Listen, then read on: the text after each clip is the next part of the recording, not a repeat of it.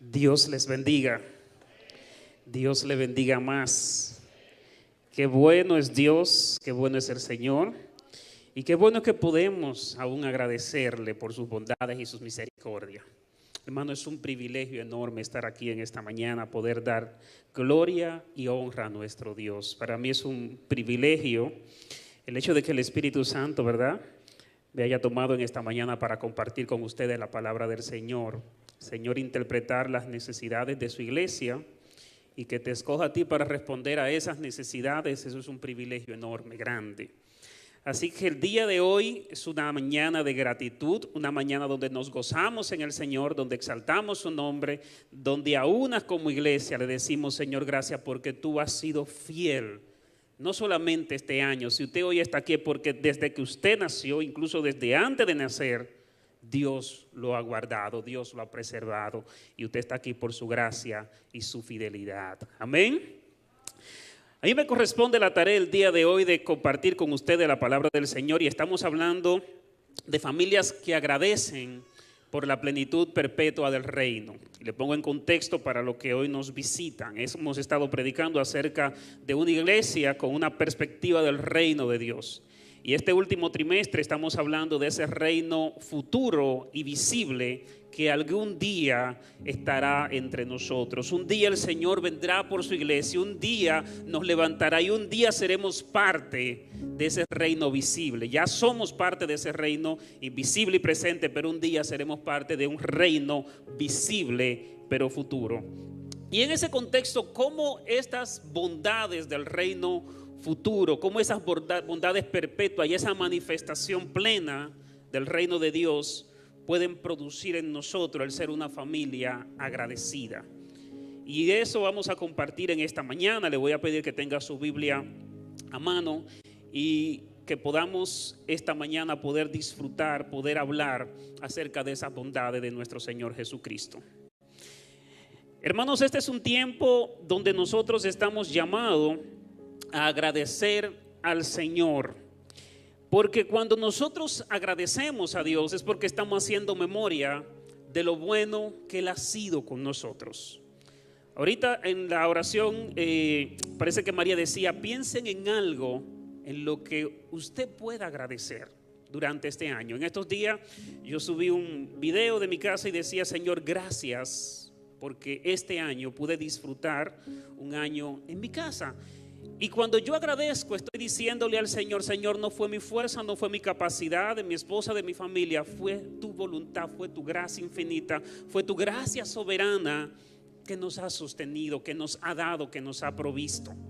Hermano, cuando somos agradecidos es porque somos conscientes de que estamos disfrutando de un milagro que nosotros no nos hemos ganado, que nosotros no tenemos la fuerza para poder alcanzarlo, sino que Dios en su misericordia y en su gracia nos ha bendecido, y eso nos hace ser agradecidos porque Dios ha sido bueno con nosotros.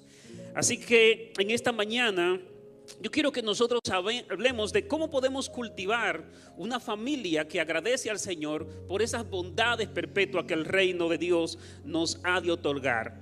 Porque cuando somos conscientes de los milagros de Dios, cuando somos conscientes del favor de Dios sobre nuestras vidas, es imposible no ser agradecido. De hecho, no hay manera de que usted sea una persona agradecida si usted no es consciente de que ha sido favorecido por Dios. Lo más ingrato que hay es una persona que cree que se lo ha ganado todo y que es el resultado de su propio esfuerzo, porque no tiene que agradecer nada, porque cree que todo lo hizo por su fuerza y su capacidad. Pero si algo nosotros sabemos como iglesia, si algo nosotros podemos testificar, es que si estamos aquí no es por nuestra capacidad, no es por nuestra fuerza, es porque Dios ha sido fiel, es porque Dios ha sido bueno, es porque Dios ha provisto todos los días de nuestras vidas. Y eso nos lleva a ser agradecidos. Así que no ser consciente de la bondad de Dios sobre nuestras vidas nos hace ser persona poco agradecida. Y todo lo contrario, cuando somos conscientes de esa misericordia, de esa gracia que se nos ha otorgado, es imposible, hermanos, no tener una vida de gratitud delante del Señor. Y quiero destacar que tener una vida de gratitud no significa nosotros venir aquí a un culto un día como hoy y decirle: oh Señor, gracias porque tú has sido bueno durante este año, pero pasarme el año completito quejándome, lamentándome, viendo un día amargo, viendo que todo va de mal en peor y simplemente haciendo quejas delante del Señor. No, no. La gratitud es una actitud del alma, del corazón, que se manifiesta todos los días de nuestras vidas. Todos los días de nuestra vida. Aquí venimos y quizás materializamos en palabra, decimos aquí delante de toda la congregación: Dios ha sido bueno, pero es una expresión de nuestro día a día. Así que ese es mi propósito en esta mañana, nosotros poder compartir y ver cómo podemos como familia cultivar una vida de gratitud a la luz de esas bondades perpetuas del reino de Dios sobre nuestra vida. ¿Cómo es que algo que va a pasar en el futuro puede ser un motivo de gratitud hoy cuando todavía no lo hemos experimentado? Vamos a ver cómo ocurre esto, cómo pasa esto. Y antes de entrar en materia con el texto que vamos a ver el día de hoy, que es Apocalipsis 22 del 1 al 5, me gustaría destacar brevemente por qué es importante nosotros cultivar gratitud en nuestras familias. ¿Por qué es tan valioso nosotros sacar este momento y todos los días de nuestra vida ir a la presencia de Dios con una expresión de gratitud por sus bondades y sus misericordias sobre nuestras vidas? ¿Por qué es importante esto? Hermanos, en primer lugar, la gratitud nos hace ser más consciente de nuestra necesidad de Dios. Porque cuando yo voy a agradecer al Señor por lo que Él me ha dado, sigo reforzando en mí esa idea de que lo que tengo ha sido una provisión de Dios. No de mi esfuerzo, no de mi capacidad. Cuando yo voy a la presencia de Dios: Señor, gracias porque tú me ayudaste con este problema. No fueron mis fuerzas, no fueron mis capacidades, fue tu bondad, fue tu misericordia. ¿Y sabe qué hace eso en mi vida y en la vida de mi familia? Que cultiva una actitud de yo siempre ir a la presencia de Dios cuando tengo una necesidad. Señor, ayúdame porque yo no puedo. Cuando somos agradecidos estamos cultivando eso, no solamente en nosotros, sino en nuestra familia, en nuestros hijos, en la gente que nos rodea. Ese es el legado que nosotros vamos dejando sobre las siguientes generaciones, sobre quienes están a nuestro lado, sobre nuestros amigos y vecinos. Somos conscientes y testificamos de que no somos merecedores, de que no somos suficientes, de que lo que estamos viviendo hoy es el resultado de que nuestra vida haya dado gracia ante los ojos de Dios, no de que seamos graciosos, no de que merezcamos algo. Porque muchas veces vivimos una vida ajena de que todo lo que podemos hacer en nuestro día a día es producto de la gracia y la misericordia de Dios sobre nuestras vidas. Dios siempre le recuerda al pueblo de Israel y le dice: miren, no solo de pan vivirá el hombre, sino de la palabra que sale de la boca de Dios. ¿Y sabe cuál es el contexto de ese pasaje? El pueblo pensaba que por ellos tener la tierra prometida, producir la tierra, labrar la tierra, era el resultado de su esfuerzo. No. La tierra producía leche y miel porque Dios le había dado esa tierra, porque Dios le había dado la fuerza de llegar a esa tierra, porque Dios había prometido esa tierra y Dios estaba cumpliendo por su promesa, por amor a sí mismo, no a que el pueblo lo mereciera, porque el pueblo no lo merecía. Hermano, tú y yo no lo merecemos. Imagínese este escenario: mi hija se levanta de la cama que yo le compré con las fuerzas que le proveímos durante años y abre la nevera que nosotros, yo y mi esposa compramos, toma los limones que nosotros compramos, lo corta con el cuchillo que nosotros compramos, lo exprime con el exprimidor que nosotros compramos, que ella no puso un peso en la cocina que nosotros hicimos, le echa el azúcar que nosotros compramos, el agua que nosotros compramos, le echa el hielo de la nevera que nosotros pagamos la luz, y de repente viene: papi, te vendo esta limonada, ¿cuánto tú me das por ella? Eso sería un absurdo. A veces somos ajenos que todo lo que estamos haciendo en nuestra vida y las capacidades que tenemos han sido una provisión de Dios, han sido un regalo de Dios, ha sido el resultado de la misericordia y la bondad de Dios sobre nuestras vidas.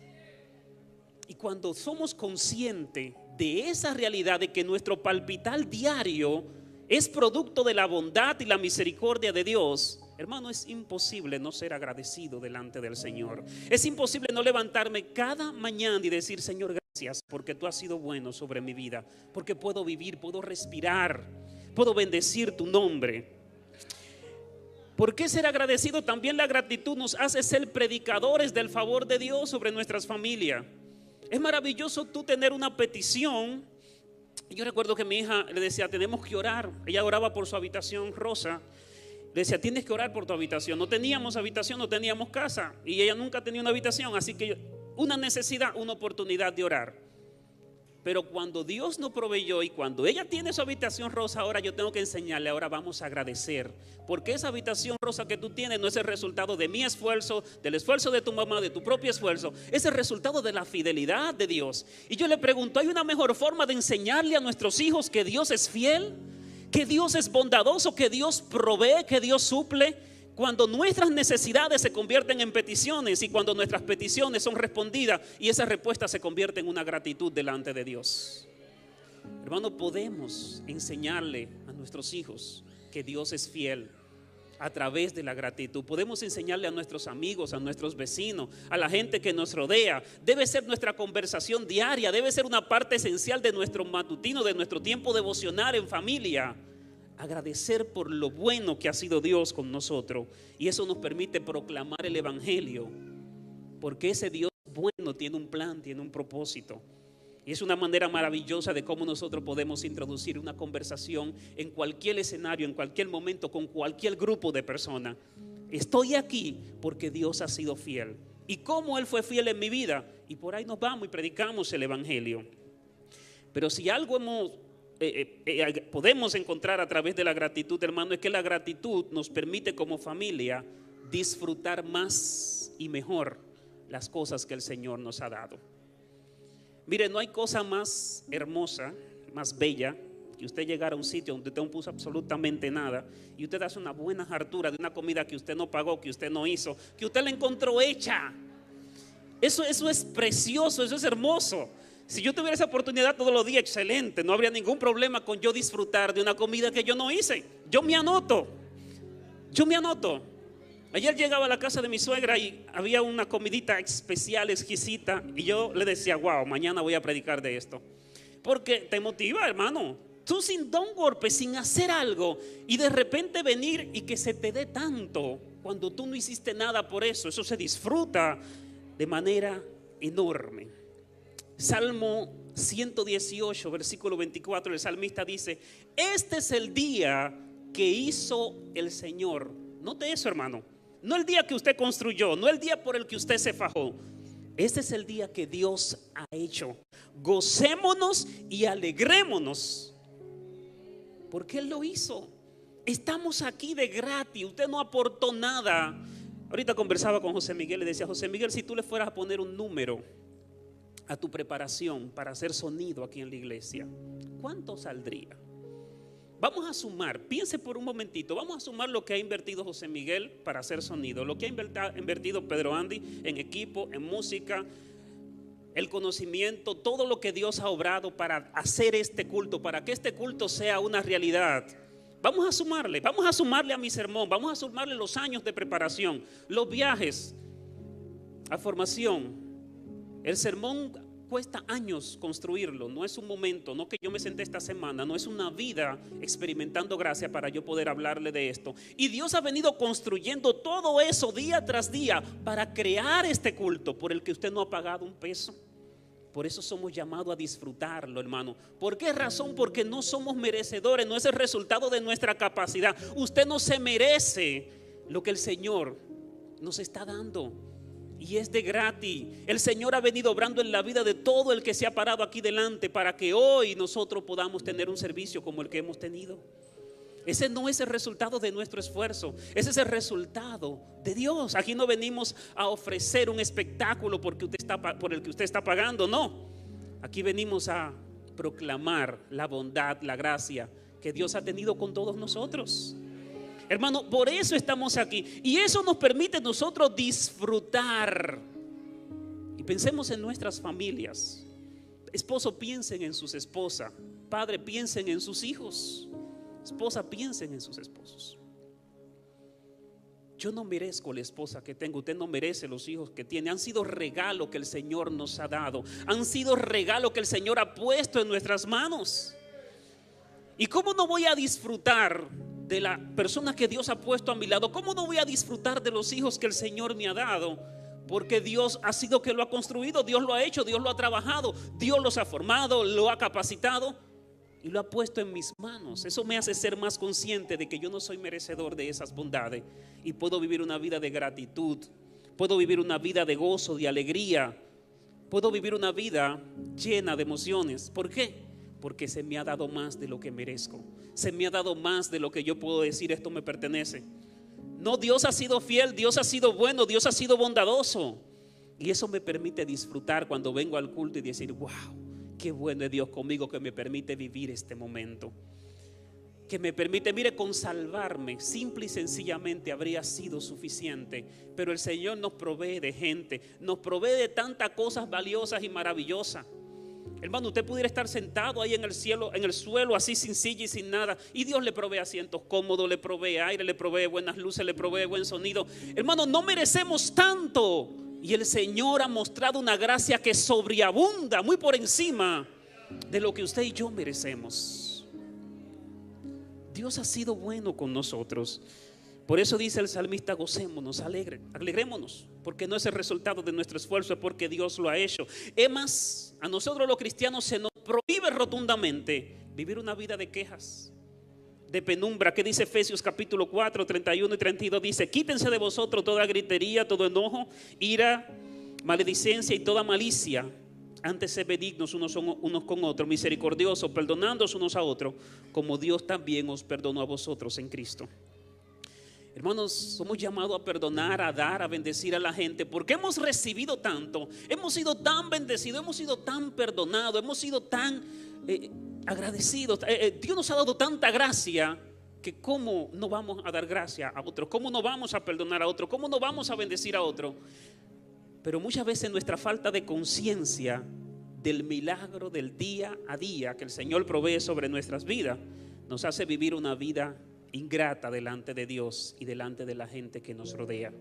Salmo 103 dice el salmista, bendice alma mía Jehová y bendiga todo mi ser su santo nombre. Bendice alma mía Jehová y no olvide ninguno de sus beneficios. El que perdona todas tus iniquidades, el que sana todas tus dolencias, el que rescata del hoyo tu vida, el que te corona de favor y misericordia, el que sacia de bien tu boca, el que te llena de rejuvenece como las águilas. Jehová es el que hace justicia y da derecho a los que padecen violencia. Sus caminos notificó a Moisés y a los hijos de Israel sus obras. Versículo 8, misericordioso y clemente es Jehová, lento para la ira y grande en misericordia, no contenderá para siempre, ni para siempre guardará enojo.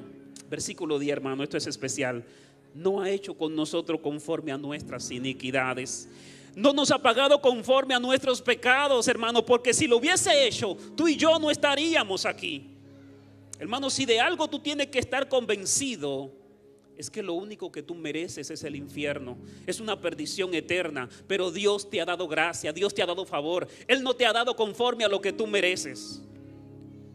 Y muchas veces decimos, ay, no es justo, ay, no es justo.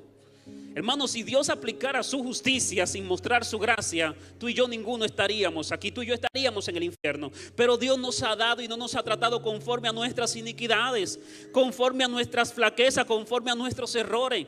Dios ha sido bueno, Dios ha sido misericordioso.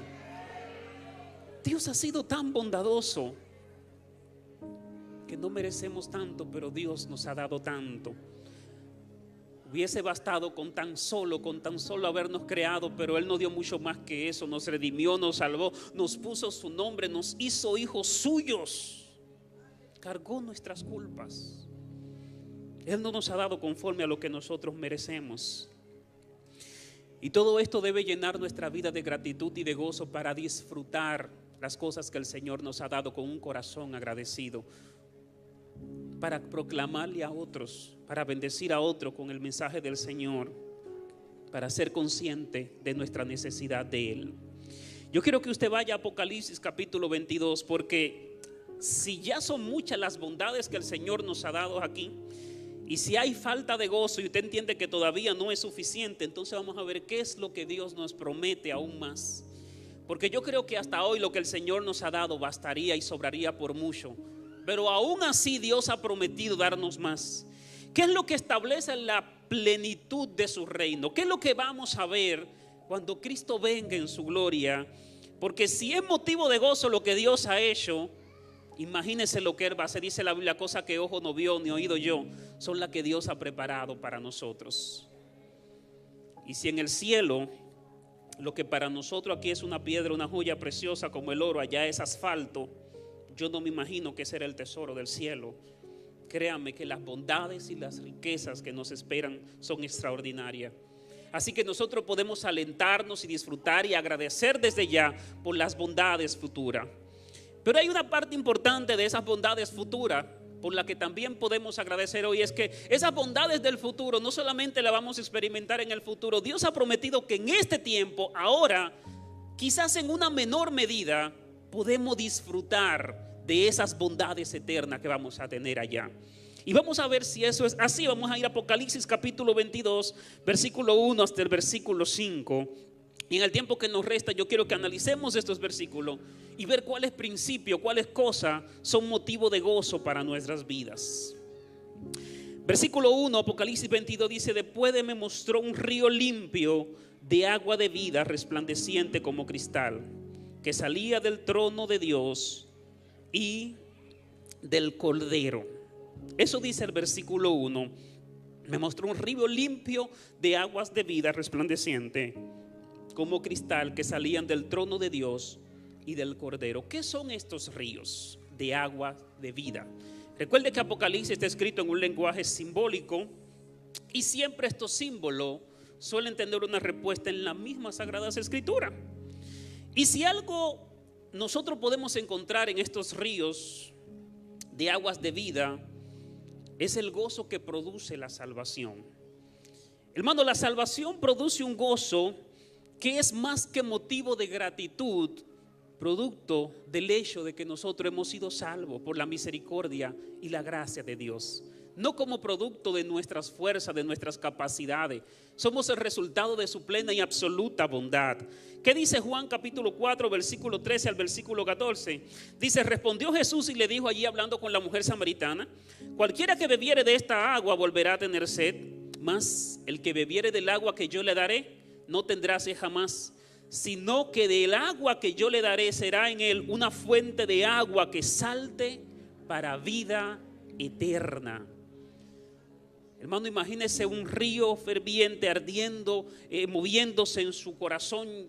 Eso es inexplicable. Eso no hay manera de nosotros quizás entenderlo a plenitud. Pero si hay algo por lo que yo tengo que agradecer, es por el gozo que produce la salvación en nuestros corazones.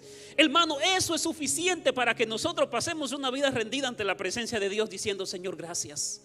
Gracias, me has dado tanto porque yo no merecía. Y la salvación produce un gozo que no podemos explicar. Juan 7, 37 al 39, más adelante Jesús dice: y el último gran día de la fiesta, Jesús se puso en pie y alzó la voz diciendo: si alguno tiene sed, venga a mí y beba. El que cree en mí, como dice la Escritura, de su interior correrán ríos de agua viva. Y esto dijo del Espíritu que habría de recibir los creyentes, pero que aún no había recibido, ¿verdad? Porque Jesús todavía no había sido glorificado.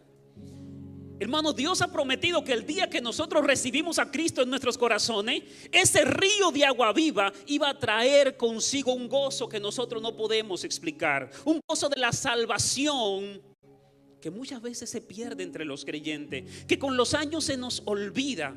Que muchas veces cuando somos nuevos creyentes ardemos en ese gozo y queremos estar en todo y estamos felices y le predicamos a todo el mundo. Pero ¿qué es lo que pasa con el tiempo? Que dejamos de pensar en ese gozo, en esa gracia. ¿Qué es lo que sucede con los creyentes? Que se pierde ese primer amor y ese gozo deja de fluir en nuestros corazones. Entonces comenzamos a quejarnos. La queja es el resultado de haber perdido ese gozo de la salvación que hay en nosotros. Es imposible ver una gente gozosa por la salvación que ande quejándose, lamentándose de todo, de que la fila es larga, de que hay muchos tapones, de que esto, de que aquello. Mire, cuando usted tenga un tapón, usted da gloria al Señor, porque aquí puedo orar, puedo bendecir tu nombre, puedo exaltar a Cristo. Esto es un momentito que el Señor me ha dado para conectarme contigo. Y encuentra gracia y favor en todo. En todo encuentra gracia y favor. Hermano, pero con tanta facilidad nos olvidamos y perdemos ese sentido de gratitud por el simple hecho de que hemos sido salvos. Hermano, eso es suficiente. Eso es suficiente para nosotros venir delante de Dios y decirle de una y mil formas: Señor, gracias por el gozo que tú produces en mi corazón, producto de tu salvación. Pero vuelvo y digo, quizás no estoy siendo agradecido porque no eres cristiano y todavía no entiendes de qué se trata este asunto de la salvación. O quizás como cristiano han pasado los años y ha comenzado a mirar otras cosas. Ha puesto tu mirada en otras cosas. Si hay algo que nos dice la Biblia, que ese gozo lo produce Cristo. Y quizá ha quitado los ojos de Cristo, quizá te ha entretenido en muchísimas cosas, quizá ha puesto tu mirada en otra dirección. Pero si hay algo que puede producir gozo en ti, es mirar y contemplar a Cristo. Él es quien produce ese gozo, Él es la fuente de ese poder. Es en Cristo que nuestros corazones pueden ser avivados, pueden ser alentados, que sin importar que pasen los años, tú puedes experimentar esa gracia, ese favor, esa bondad de Dios en tu vida. Hoy en día pasamos el tiempo predicando de las cosas malas que se predican, de lo que no se debe predicar, de lo que no se debe hacer, y perdemos nuestra mirada de ver a Cristo, de contemplar a Cristo, cuando toda la Sagrada Escritura y su mensaje central es: mira a Cristo, contempla a Cristo. Y eso es suficiente, hermano, eso es suficiente. Hoy queremos mucho código, muchas ideas, muchos misterios profundos, leer muchos libros extraños de muchísimas cosas, porque pensamos que ese vacío del corazón lo van a llenar muchísimas cosas. No, hermano, ese vacío está diseñado para ser llenado por Cristo. Y hasta que no te sientes a contemplarlo, a mirarlo a Él, a verlo a Él, a encontrar deleite en Él, necesitamos volver a lo básico. Es lo que Jesús le dice a los hermanos de la iglesia de Éfeso: miren, tengo algo contra ustedes. Apocalipsis capítulo 2 versículo 4 al 5. Tengo algo contra ti, es que ha dejado tu primer amor. Y dice: recuerda por tanto de dónde has caído y arrepiéntete y haz la primera obra, pues si no, vendré pronto a ti y quitaré tu candelero de su lugar si no te hubieres arrepentido. Hermano, si no estás experimentando gozo, es porque quizás ha puesto tu mirada en otra cosa. Estás deleitándote en otra cosa que no produce gozo. Hermano, cada mañana que tú te levantas y vas a la presencia de Cristo y Cristo sacia y llena tu corazón, ya la cuota del día está completada. Toda la bondad que pueda haber a partir de ahí es una añadidura que el Señor te está dando. Pero Cristo es suficiente. Colosenses dice: en Él habita corporalmente toda la plenitud de la deidad. Él es suficiente. Hermano, Él es suficiente. Y yo no estoy diciéndote: mira, sí, mira a Cristo, ve a la iglesia, a esto, lee tu Biblia. No, yo te estoy diciendo que te enfoque en la persona de Cristo. Los fariseos eran expertos estudiando las Escrituras y no veían a Cristo en ella. Eran expertos estudiando la Biblia, yendo al oculto, siendo muy religiosos, orando mucho, haciendo muchísimas cosas religiosas. Pero cuando Jesús se paró delante de ellos, Bartimeo, que era ciego, pudo ver más que ellos. Pero ¿qué tenía Bartimeo que no tenían los fariseos? Bartimeo no tenía tanto estudio, no tenía tanta preparación teológica. Bartimeo tenía un corazón sediento de ver al Redentor que Dios había prometido que habría de venir. Y no hubo que predicarle mucho. Bartimeo se paró de su asiento y comenzó a gritar: Jesús, hijo de David, como las profecías decían. Él estaba consciente, y aún sin ver a Jesús con sus ojos físicos, pudo saber que iba pasando el Mesías. Hermanos, a veces nos envolvemos en teorías, en conceptos, en ideas, en mil cosas, en 300,000 temas complejos, y perdemos de vista lo más básico. Hay que volver a eso básico que el Señor le dice a los efesios: vuelvan a las primeras obras. ¿Cuáles son esas primeras obras? Yo no sé, quizás en mi caso, mi primera obra eran los evangelios. Eso es muy básico.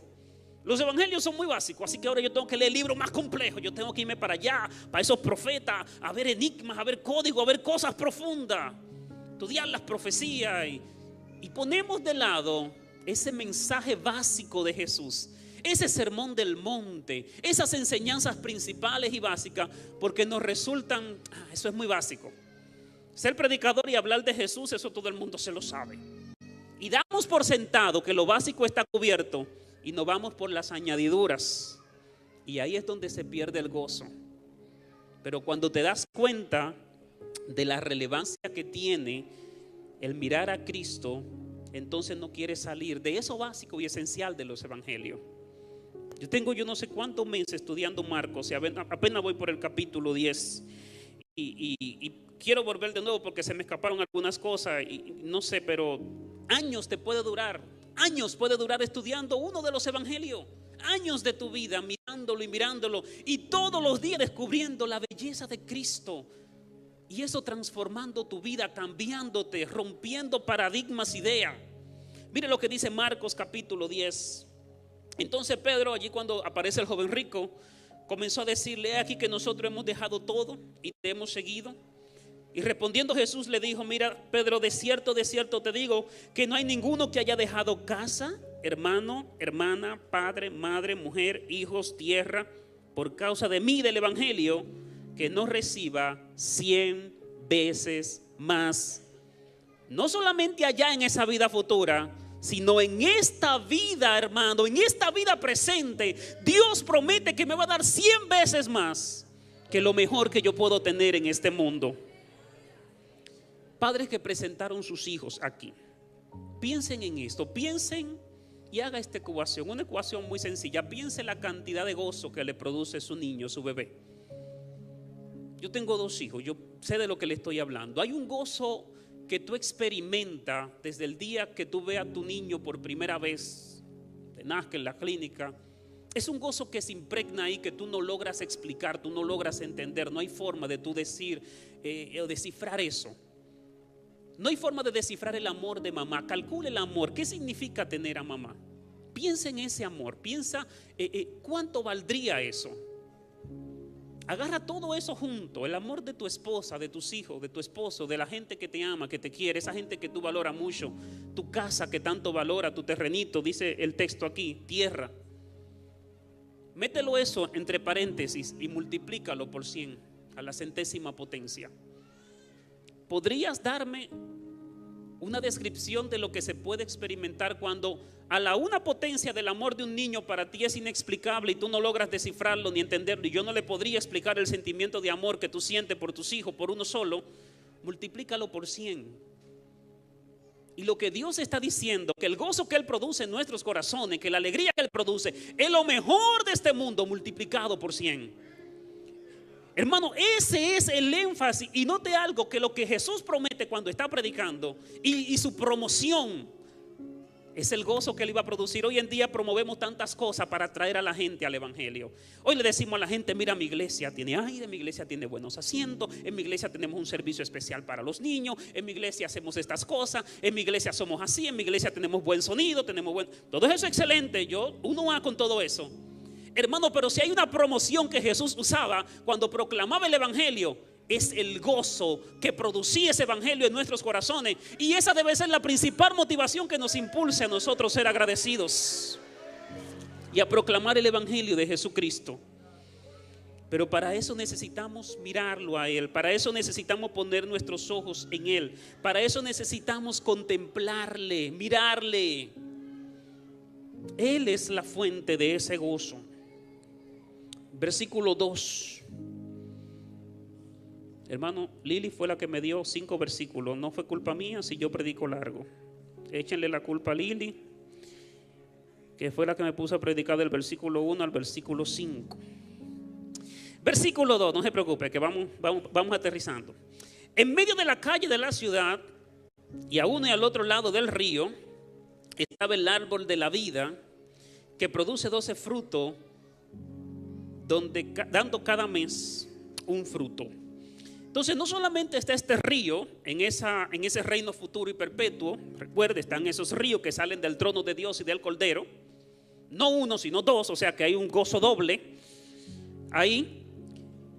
Sino que alrededor de este río hay unos árboles. Está el árbol de la vida. Dice, y ese árbol produce 12 frutos. ¿Qué representa este árbol? Bueno, recuerden que el árbol de la vida está ya en el comienzo, en el Génesis. En Génesis capítulo 2, versículo 9 encontramos un árbol de la vida, pero también había un árbol de la ciencia del bien y del mal. Había un árbol para la vida eterna y había un árbol que podría ser un problema, que podría alterar ese comienzo. Sin embargo, en Apocalipsis nos da la idea de un nuevo comienzo, donde ya no van a ver un árbol de la ciencia del bien y del mal, sino que todos los árboles que van a ver ahí van a ser solamente para vida. Hermanos, si algo Dios promete, no es que vamos a reiniciar de nuevo este proceso y usted allá en el cielo va a tener la oportunidad de pecar, no. Lo que Apocalipsis nos enseña es que tendremos mejores condiciones para volver a comenzar de cero. Vamos a tener la oportunidad de hacer un nuevo comienzo con mejores condiciones, donde no solamente va a haber un árbol, van a haber 12 y van a producir 12 frutos. Así que las bondades de ese nuevo comienzo van a ser muchísimo mayores que las bondades que el Señor nos ha dado en este. Si Adán y Eva estaban siendo bendecidos allá antes de pecar y tenían muchas bondades, pues nosotros tendremos muchísimo más. Tendremos muchísimo más. Si ellos tenían un Edén maravilloso, nosotros tenemos un Edén multiplicado por 12. Eso es lo que el Señor está diciendo. Aquí las condiciones serán mucho más favorables. Y yo pregunto, ¿acaso no es digno de gratitud el saber que allá con Él estaremos en mejores condiciones? No solamente vamos a comenzar de nuevo como Adán y Eva en su comienzo, vamos a comenzar con mejores condiciones que las que ellos tenían. Y si algo nosotros podemos agradecer de eso, es que hoy en nuestro tiempo también nosotros tenemos la oportunidad de comenzar de nuevo. Dios aquí en este mundo, en esta tierra, nos ha dado la oportunidad de hacer un reinicio y decir, podemos volver a intentarlo, podemos comenzar de nuevo. Cada persona que se convierte a Cristo, que acepta al Señor como Señor y Salvador de su vida, tiene la oportunidad de decir, es cierto, he fallado, he fracasado como Adán y Eva, pero desde el día que conoces a Cristo, Dios te da una oportunidad para volver a comenzar de cero. Y hoy es una oportunidad maravillosa para ese nuevo comienzo. O quizás en el camino, como la iglesia de Éfeso, ha puesto tu mirada en otra cosa. Una de las cosas que más lamento y por la que más lloro es el hecho de que muchos creyentes, hermano, con el tiempo van enfocando su corazón en trivialidades del evangelio, en pequeños detalles, en temas que no tienen valor eterno, y pierden de vista lo más importante y se pasan una vida como cristiano con una vida de resequedad espiritual, con una vida vacía, con una vida hueca, con una vida sin gozo, sin deleite, sin satisfacción, sin contemplar la gloria de Cristo, y se pasan la vida entera ahí sentado en una silla quejándose, siendo cristianos mediocres. Hoy Dios te dice, tienes el chance de mirarme a mí, comenzar de nuevo.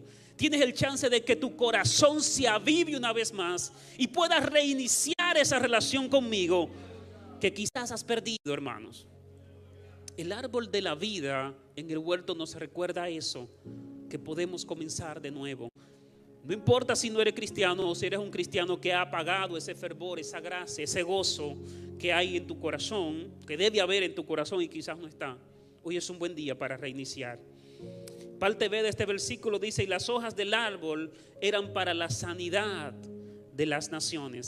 Si hay una buena noticia de la que tú y yo podemos celebrar, es que en el cielo, hermano, no habrán hospitales para lidiar con enfermedades. Hermano, en el cielo no hay hospital para nosotros tener que lidiar con enfermedades, porque este cuerpo de muerte que ha sido sometido al pecado y a las maldiciones del pecado se enferma, padece.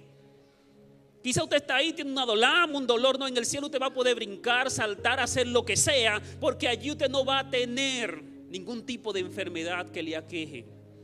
En el cielo no habrá hospitales.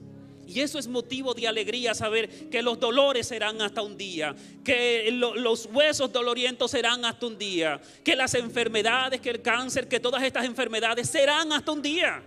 Eso es motivo de gratitud delante de Dios. Ese árbol para esa sanidad de las naciones representa esa muerte de Cristo en la cruz que nos sana de toda dolencia física. Pero déjenme decirle algo, hermanos. Es que la iglesia, allá no habrá una iglesia como la iglesia que nosotros conocemos aquí para lidiar con las necesidades espirituales y esos problemas espirituales que enfrentamos. Dios restaurará un cuerpo y nos dará un cuerpo glorificado que vendrá sin enfermedades y sin problemas y sin ningún tipo de genética caída que haga que usted desarrolle cualquier tipo de enfermedad. Pero ¿sabe lo que la Biblia promete?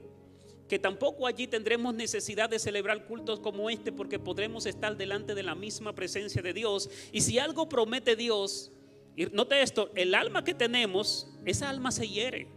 Esa alma se duele, esa alma se ofende, esa alma genera heridas del corazón, esa alma sufre, tiene lágrimas ahí acumuladas, y esa mismita alma es la que usted se va a llevar para allá, porque eso no cambia, lo que le va a cambiar es el cuerpo. Pero ¿qué dice la Biblia? Que allá en el cielo Él enjugará todas nuestras lágrimas. Apocalipsis capítulo 21, versículo 4 dice: enjugará Dios toda lágrima de los ojos de ellos, y ya no habrá más muerte, ni habrá más llanto, ni clamor, ni dolor, porque las primeras cosas pasaron. Hermano, nuestra alma será la mimita que irá para el cielo, pero si algo promete Dios es que allá arriba Él nos abrazará, enjugará toda lágrima, curará cada herida, sanará cada problema emocional, espiritual que nosotros tengamos. Allá será restaurado. Hermano, no habrá dolor en el corazón que pueda limitar nuestro espíritu, que pueda limitar nuestros gozos. Es cierto que aquí padecemos dificultades, es cierto que el corazón se hiere, es cierto que nos ofenden, que nos dañamos emocionalmente. Pero si algo Dios promete es que en el cielo no tendremos terapia, no tendremos pastores que nos aconsejen, no tendremos. Dios mismo nos ministrará, dice la Biblia. Todos vamos a ser ministrados. Yo no voy a tener que estar pendiente de nadie para ver si la vida espiritual de mi hermano está bien. No, allí Dios mismo directamente se encargará de nosotros. Eso es lo que promete la Biblia, y eso es motivo de gozo, porque mañana estaremos con Él, le veremos cara a cara, tal cual es. Eso es lo que promete la palabra del Señor. Eso es lo que Dios nos dice. Así que allá nos veremos con Él. Mateo capítulo 5, verso 4 dice: bienaventurados los que lloran, porque ellos recibirán consolación. Cada herida de nuestro cuerpo físico, cada herida de nuestra alma espiritual recibirá consuelo en Dios, hermano. Sufrirás hasta un día, y cuando Cristo te venga a buscar, ese día cesará, ese día acabará. Y eso es motivo de gozo y de gratitud. Pero no solamente es motivo de gratitud porque lo vamos a ver allá, porque estando aquí en esta vida, no en la venidera, en esta vida también, Dios es un Dios que hace milagros y que Dios sana. Y yo puedo experimentar un milagro sobrenatural de Dios en mi vida y sanar mi cuerpo, y Él lo hace. Y eso es maravilloso. Pero también es maravilloso saber que Dios ha provisto la ciencia y que la medicina puede producir sanidades en nuestro cuerpo. Y Dios ha provisto ese conocimiento para esa ciencia. Y eso también viene de la mano de Dios. Viene de la mano de Dios. Pero ¿sabes qué? Que si no te sana, te da consuelo, te da gozo, te da una iglesia que está contigo en medio de las tribulaciones. Porque allí es mejor y usted tiene que morirse, y de algo Dios tiene que llevárselo. O sea, no piense que morirse es un problema también. Morirse es la puerta a esa vida eterna de la que yo le estoy hablando, donde no habrá problema. Entonces tenemos que aprender a morir bien, a morir con gozo, a morir consciente de esa vida eterna que el Señor nos ha provisto. El Señor es bueno, el Señor ha sido bondadoso, el Señor nos ha provisto de todas estas cosas. Porque Dios sabe, Él tiene poder para sanarte, y si Él no quiere sanarte, de algo tiene que llevarte o algo quiere obrar en ti. Tú no lo sabes. El conocimiento de Dios va mucho más allá de lo que nosotros nos imaginamos, de lo que nosotros pensamos. Dios está consciente. Si algo pasó Cristo es que padeció todo el dolor espiritual y físico mayor que el que tú puedes sufrir. Créeme que sí. Él conoce tus dolencias, Él conoce tus enfermedades. Él también pasó por eso. Sobre Él, sobre su espíritu, recayó el peso del pecado de toda la humanidad. El dolor y la angustia que Jesús pudo experimentar desde el Getsemaní, desde mucho antes, hermano, fue algo agobiante. Él sabe lo que significa estar dolido. Él sabe, y Él nos acompaña en medio de ese proceso de dolor. Es cierto que no experimentamos ese abrazo de Dios así literalmente como lo experimentaremos en el cielo, pero Dios ha puesto gente aquí que nos abraza. Dios ha puesto gente que nos ha bendecido con sus palabras, con sus consejos, con estar ahí con nosotros en medio de las tribulaciones. Y eso es motivo de gozo en este tiempo y mucho más en la vida venidera. Hermanos, pensemos y reflexionemos en esto. Motivo de gozo tenemos por mucho. Versículo 3, dice el texto: y allí no habrá más maldición. Hermano, toda la maldición fue llevada en la cruz del Calvario, pero es cierto que nuestros cuerpos han sido sujetados todavía a un cuerpo de muerte. El apóstol Pablo en Romanos capítulo 7 dice: miren, miserable de mí, ¿quién me librará de este cuerpo de muerte? Gracias doy a Dios por Jesucristo Señor nuestro. Así que yo mismo, con la mente o con mi parte espiritual, que ha sido redimida, que ha sido salva, que ha sido santa, yo puedo ir a la presencia de Dios. y con ella le sirvo al Señor a plenitud, porque en ella soy perfecto. Pero este cuerpo todavía está sujeto a condiciones de maldición. Pero un día, ¿verdad? Nuestros cuerpos serán transformados, serán revivificados. Algún día vamos a experimentar el gozo pleno de todo en nuestro entero ser, espiritual, mi cuerpo, estar completo en esa santidad. Por lo pronto nosotros podemos acudir a su presencia. Por lo pronto, mientras estamos aquí, a pesar de mis imperfecciones, yo puedo entrar a su presencia y decirle: Padre nuestro que estás en el cielo. Yo puedo ir con confianza porque soy acepto delante de Él. Dice la Biblia que yo puedo ir confiadamente a su trono y hallar gracia para su oportuno socorro. Hermanos, ese es el favor que Dios nos ha dado, donde tú y yo, no mereciendo poder entrar a su presencia, podemos entrar. En el Antiguo Testamento había que hacer todo un proceso para que seamos conscientes de lo que implicaba entrar a la presencia de Dios. Había que sacrificar un cordero, había que lavarse, había que entrar hasta amarrado porque te podrías morir. Y si el sacerdote moría en el lugar santísimo, había que jalarlo. Pero Dios, en su misericordia, nos ha permitido cada día nosotros ir a su misma presencia. Hebreos dice: miren, no se compara. Cuando Moisés estaba allá en el monte, que los animales morían si se pegaban del monte, que el pueblo tenía miedo, que la presencia de Dios bajaba, era un escenario extraordinario. Y el autor a los Hebreos dice: lo que podemos hacer hoy como iglesia no se compara a eso. Hoy nosotros tenemos la oportunidad de acercarnos a la Jerusalén celestial, unirnos a millares y millares de ángeles, entrar a su misma presencia y proclamarle y decirle: Padre mío. Y que el Señor sea consciente de que yo estoy ahí, de que me mire a mí de forma individual. Hermano, soy santo, soy santo, soy santo. Él me hizo santo, no por mis méritos, sino porque Él me hizo acepto por su gracia y su misericordia. Eso es lo que nos dice la palabra del Señor. Versículo 3, parte B, dice: y el trono de Dios y del Cordero estarán en ella, y sus siervos le servirán. Versículo 4, y verán su rostro, y su nombre estará en sus frentes. Y Mateo 5, 8 dice: bienaventurados los de limpio corazón, porque ellos verán a Dios. Hermano, el fin último de todo este proceso, de toda esta travesía, es un día encontrarnos con Dios y verle cara a cara. Si hay algún valor que tiene el Evangelio, es que algún día podremos estar con Él y le veremos tal cual es. Eso es lo que dice la Biblia, y eso es suficiente para ser un motivo de gozo enorme, porque algún día le veremos, algún día estaremos delante de Él, algún día podremos estar cara a cara, frente a frente. Solo podemos imaginar qué será de ese momento. Estaremos en su mismo trono, le vamos a servir a Él directamente. Ya yo no le voy a rendir cuenta a nadie, no le voy a tener que rendir cuenta a mi líder, a Lilia, al pastor, a este, no, es a Él, directamente con Él será nuestro negocio. Estaremos trabajando de la mano con Él. Le serviremos a Él. Nadie más tendrá que ministrarnos nada. Él nos dirá las cosas. Eso hará el Señor por nosotros. Y me encanta cuando dice ese nombre en la frente, denota la idea de que será algo personal. Habrá confianza. No es que usted va a estar ahí dentro de una multitud de millones y millones de personas y usted será uno más del montón. Si algo promete Dios aquí, es que será un trato personal, y por algo Él es omnipresente, por Él eso es todopoderoso. Él tendrá un trato especial contigo, tú le servirás directamente a Él. ¿Cómo va a ser? ¿De qué forma? No lo sabemos, no lo entendemos, es cierto, pero estaremos delante de Él.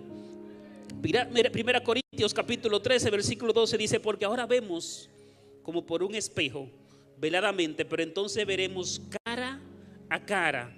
Ahora conocemos en parte, pero entonces conoceré plenamente como he sido conocido. Hermano, el texto lo que está diciendo es que tendremos unas condiciones donde ya toda esta dificultad para nosotros entender a Dios va a ser eliminada.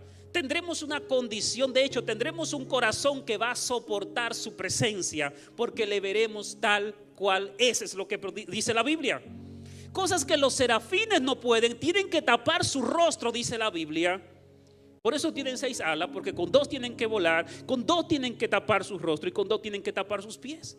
Porque no soportan estar en la presencia, en el mismo lugar de Dios. Y que tú y yo, siendo creados menores que los ángeles, no que los serafines, menores que los ángeles somos creados, Salmo capítulo 8, tendremos la capacidad de estar en su presencia, de verle cara a cara, cosas que los ángeles no tienen. Hermano, a nosotros se nos ha otorgado demasiado. Es un privilegio enorme del que podremos gozar, del que podremos disfrutar, del que muchas veces no somos conscientes. Pensemos en esto. Ver a Cristo es un motivo enorme de gozo. Y hoy podemos verle, hermano. Es cierto que allá le veremos tal cual, pero hoy podemos verle. Y quizás aquí con ciertas limitaciones. 2 Corintios 3:18. Por tanto, nosotros todos, mirando a cara descubierta como en un espejo, dice el texto. Un espejo del siglo I quizás se veía un poquito borroso, no era tan nítida la imagen como tenemos los espejos de ahora. Pero podemos contemplarle hoy. Podemos encontrar gozo hoy contemplando a Cristo. Y mira lo que produce el contemplar a Cristo. Dice que somos transformados de gloria en gloria en su misma imagen, como el Espíritu del Señor. Hermanos, si yo voy hoy y puedo contemplar su presencia, ¿acaso no hay mayor motivo de gozo saber que desde hoy yo puedo mirarle? Desde hoy yo puedo ir a su presencia y considerar y ver y contemplar y deleitarme en su belleza, porque su belleza está expresada aquí. Todos los días yo necesito ver la belleza de Cristo. Necesito ir a las Escrituras como un mendigo desesperado, pobre en espíritu, deseoso, anhelando ver tu rostro, porque lo necesito para soportar este día. Lo necesito para poder mantenerme, para poder tener una vida de gratitud. Necesito su presencia en mi vida, necesito verle, necesito contemplarle. Y eso podemos hacerlo hoy. Es cierto que con limitaciones, pero aún con esas limitaciones es suficiente para que mi vida sea transformada. Moisés vio la espalda de Cristo, dice la Biblia. Recuerden que a Dios nadie le vio jamás, solamente el unigénito del Padre le dio a conocer. Y Moisés vio a Cristo, un pedacito de Cristo, y su vida cambió de forma radical. Isaías, dice la Biblia, y Juan certifica, vio el trono de Cristo, vio a Cristo, contempló su gloria por un momento y su vida fue transformada. Reconoció su pecado, reconoció sus faltas y dijo: pobre de mí que soy un hombre pecador. Es posible que yo no tenga que especificarte demasiado dónde está el pecado, cuál es el pecado, qué es lo que está mal en tu vida. Contempla a Cristo y va a sacar a la luz la mínima aspereza de tu corazón que tú ni siquiera sabes que está ahí.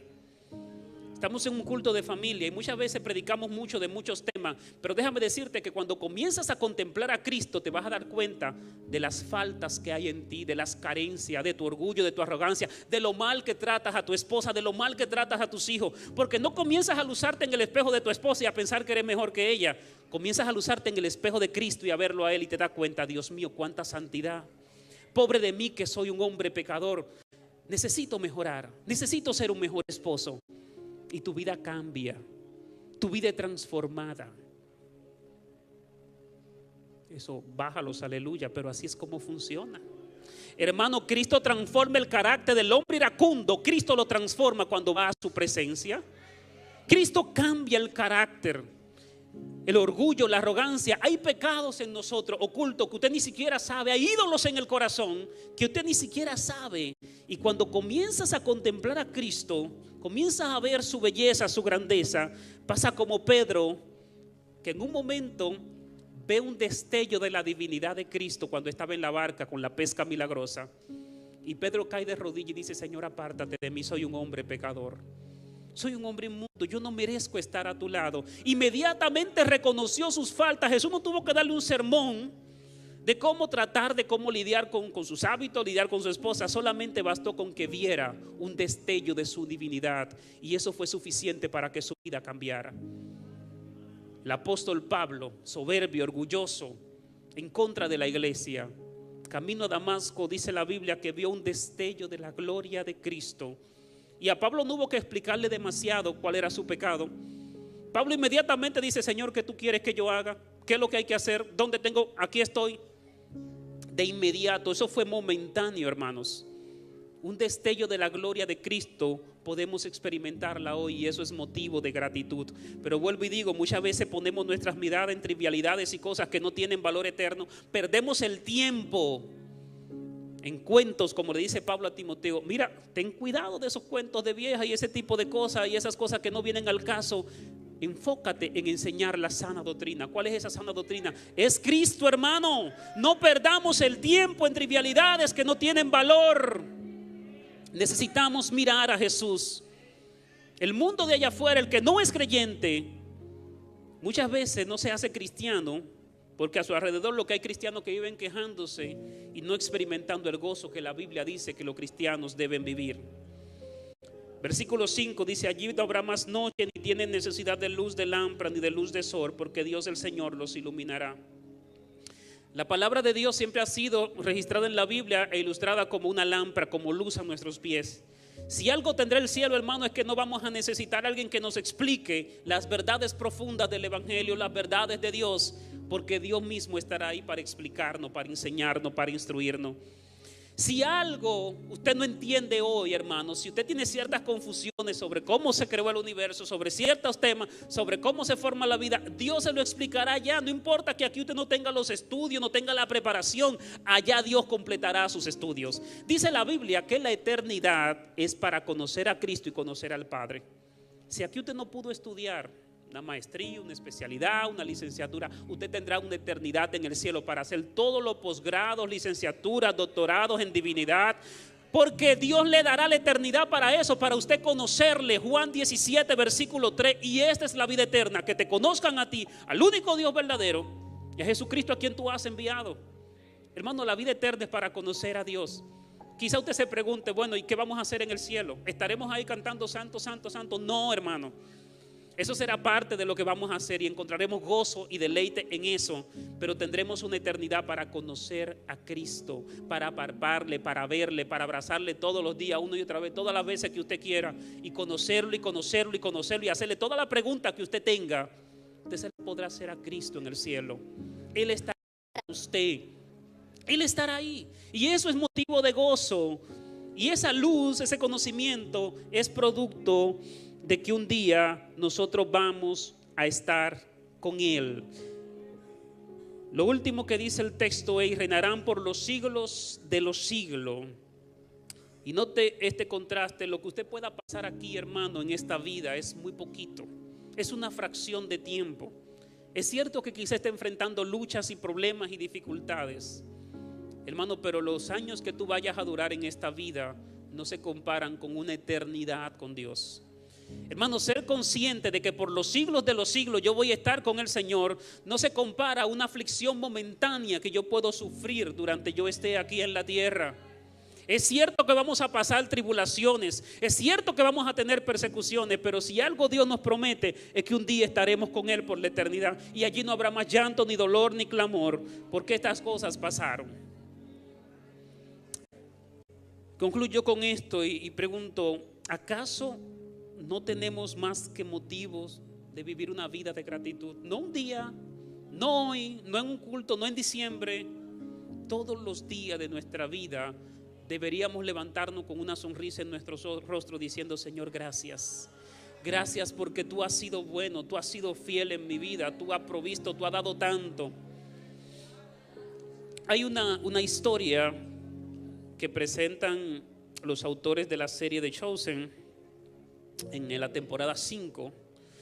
The Chosen es una serie de la vida de Jesús, quizá usted la haya visto, y creo que en el capítulo 4 hay una oración que ellos hacen para celebrar la última cena.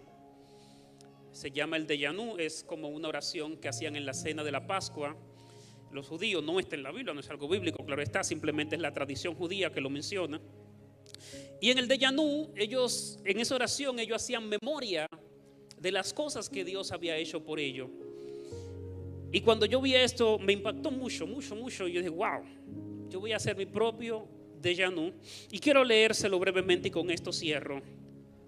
Y ellos mencionaban, en el caso del pueblo de Israel, hacían mención de todo lo que Dios había hecho con el pueblo y lo decían de esta manera. Y yo, haciendo el mío, puse: si solo hubieras pensado en crearme. Óigame, si Dios solo hubiese pensado en crearme, sin darme forma con sus manos, habría sido suficiente. Si solo me hubieras creado con tus manos sin poner en mí tu imagen, habría sido suficiente. Si solo hubiera hecho tu imagen, me hubiese hecho a tu imagen sin brindarme tu amistad, habría sido suficiente. Si solo me hubiera dado tu amistad sin compartirme tu palabra, habría sido suficiente. Si solo me hubieras compartido tu palabra sin brindarme tu perdón al fallarte, habría sido suficiente. Si solo me hubieras perdonado al fallarte, sin darle sentido a mi vida, habría sido suficiente. Si solo le hubieras dado sentido a mi vida, sin llamarme a ser parte de tu reino, habría sido suficiente.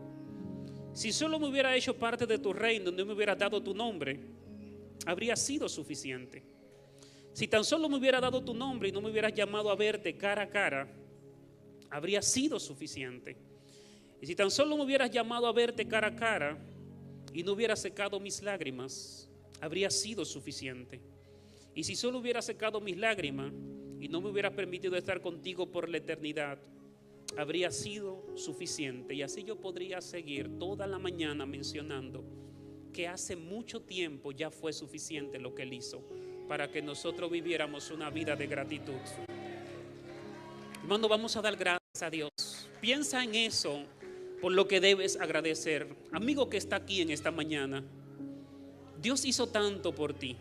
Hoy es un buen día para que una acción tuya demuestre tu gratitud, entregándole tu corazón. Esta es una oportunidad valiosísima para tú venir a la presencia de Dios y decirle: Señor, aquí estoy. La oportunidad está abierta. Si quieres aceptar a Jesús en tu corazón, es una oportunidad extraordinaria para decirle: Señor, yo estoy aquí. Hace mucho que tú hiciste lo suficiente por mí. Hoy quiero entregarte mi vida. Hoy quiero entregarte mi corazón. Amigo que están aquí, este es un momento hermoso para tú decirle: Señor, aquí está mi vida. Aquí está mi corazón. Porque ya tú hiciste lo que tenías que hacer en la cruz del Calvario por amor a mí. Vamos a orar, y si alguien se me anima a pasar, esta es una oportunidad valiosísima. Dé gracias al Señor ahí en su asiento. Si quiere pararte, párate. Pero dile: Señor, gracias, porque hace mucho que fue suficiente para yo vivir una vida de gratitud delante de ti, entregándome más y más y más y más. Lo que tengo, Señor, para darte en gratitud no es suficiente, pero lo que tú me has dado, Señor, ya es suficiente. Gracias, Señor, gracias. Solo podemos decir gracias, gracias, gracias, gracias infinita por tanta bondad, por tanto amor, por tanta misericordia. Nuestros corazones no alcanzan, Señor, a meditar, a entender, a contemplar lo mucho, lo bueno, lo bondadoso, lo inmenso que tú has sido en favor para con nosotros. Gracias porque no nos ha dado conforme a lo que merecemos, sino conforme a la muchedumbre de tus bondades y misericordia. Señor, gracias. Hoy rendimos nuestras vidas delante de ti en gratitud, reconociendo, Señor, tu poderío, tu gracia, tu misericordia, Dios. Gracias, Maestro Santo, en el nombre poderoso de Jesús. Amén. Pastor.